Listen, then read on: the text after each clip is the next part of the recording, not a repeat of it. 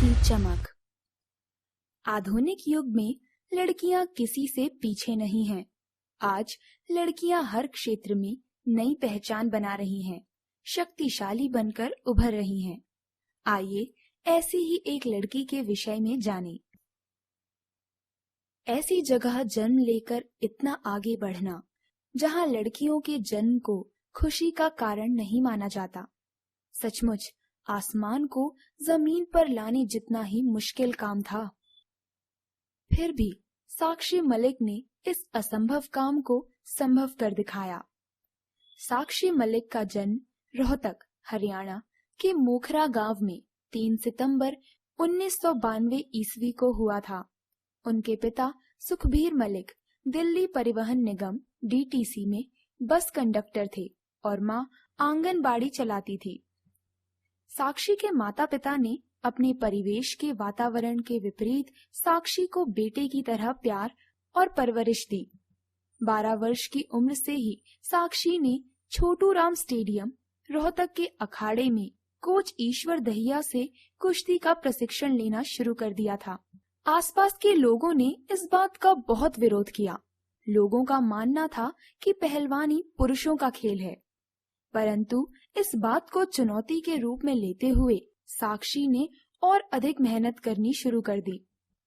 8 वर्षों तक लगातार मेहनत करने के बाद साक्षी को 2010 में जूनियर वर्ल्ड चैंपियनशिप के 58 किलोग्राम भार के फ्री स्टाइल रेसलिंग में अपना जौहर दिखाने का मौका मिला, जहां साक्षी ने कांस्य पदक जीतकर अपनी सफलता के सफर की शुरुआत की। इसके बाद 2014 में कुश्ती के अंतर्राष्ट्रीय टूर्नामेंट में उन्होंने स्वर्ण पदक प्राप्त किया। यह क्रम अब आगे बढ़ता गया और 2015 में दोहा में हुई एशियन रेसलिंग चैंपियनशिप में साक्षी को पुनः एक कांस्य पदक मिला। इन सफलताओं ने पूरे देश में उन्हें चमका दिया था, परंतु अभी भी कुछ ऐसा करना शेष था जिससे दुनिया भर में वे भारतीय गौरव की प्रतीक बन सकें।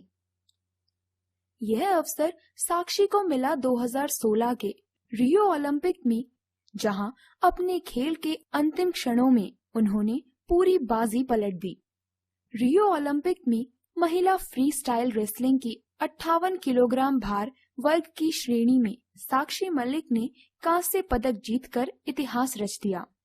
ये कारनामा करने वाली वे पहली भारतीय महिला पहलवान बनी थी जिन्होंने ओलंपिक में पदक जीता था।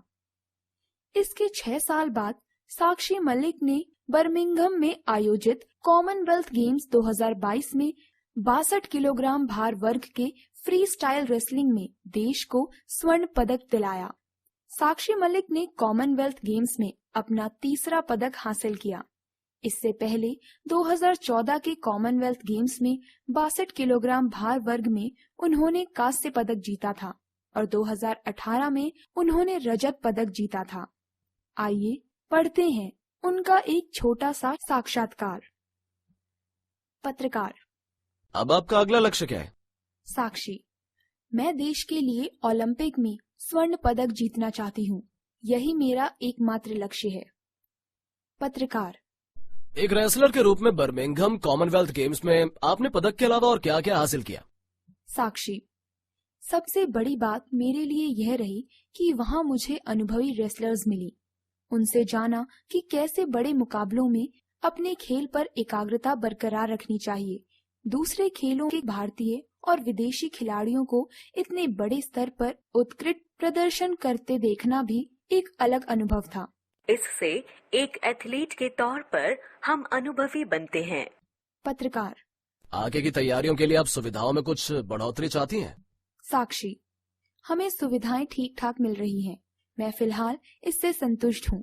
आगे जैसी जरूरत होगी मैं उसके बारे में सही जगह अनुरोध करूंगी। पत्रकार: पदक दिलाने वाले मैच के अनुभव को आपकी जुबानी हर कोई जानना चाहता है। आप उस मैच में 4-0 से पीछे चल रही थी, फिर कैसे वापसी की?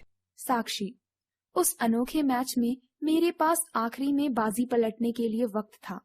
मैंने तो 2-2 सेकंड में कुश्ती का परिणाम बदलते हुए देखा है।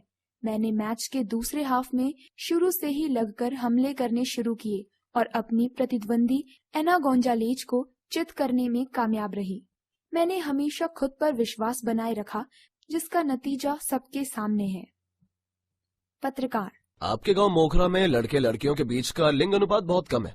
आप अपने राज्य में बेटी बचाओ बेटी पढ़ाओ मुहिम की ब्रांड एम्बेसडर भी बन गई हैं। आप इस दिशा में बदलाव लाने के लिए क्या कर रही हैं? साक्षी: मेरा पदक बताता है कि लड़कियां क्या कुछ नहीं कर सकती। जब मैं कर सकती हूँ तो कोई भी लड़की कर सकती है। मुझे लगता है कि हरियाणा में अब अभिभावक अपनी बेटियों की अहमियत देंगे, उनकी काबिलियत पर विश्वास करेंगे, उन्हें महत्व देंगे और बेटियों को आगे बढ़ाएंगे। पढ़ाई में, खेल में, समाज के हर क्षेत्र में बेटियों को बढ़ावा मिले, इसके लिए मैं आवाज उठाने को तैयार हूँ।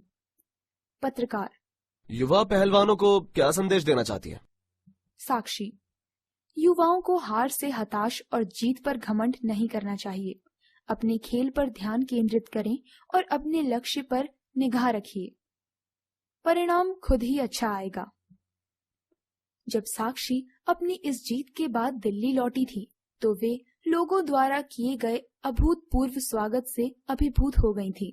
बेटी साक्षी की इस जीत के बाद उनके पिता सुखबीर मलिक ने भारत सरकार के अभियान बेटी बचाओ बेटी पढ़ाओ में 2 शब्द बेटी खिलाओ भी जोड़े। दिल्ली में हुए जबरदस्त स्वागत पर सुखबीर मलिक ने कहा कि मैंने सपने में भी नहीं सोचा था कि हमारा इतना बड़ा स्वागत होगा। इतनी भीड़ मैंने अपनी जिंदगी में कभी नहीं देखी। आज हमें यह सब अपनी बेटी की वजह से देखने को मिल रहा है। इस बात को दूसरे अभिभावकों को भी समझना चाहिए। साक्षी की कामयाबी से हरियाणा में सभी अभिभावकों की सोच बदलेगी और वे भी बेटियों को खेलने भेजेंगे।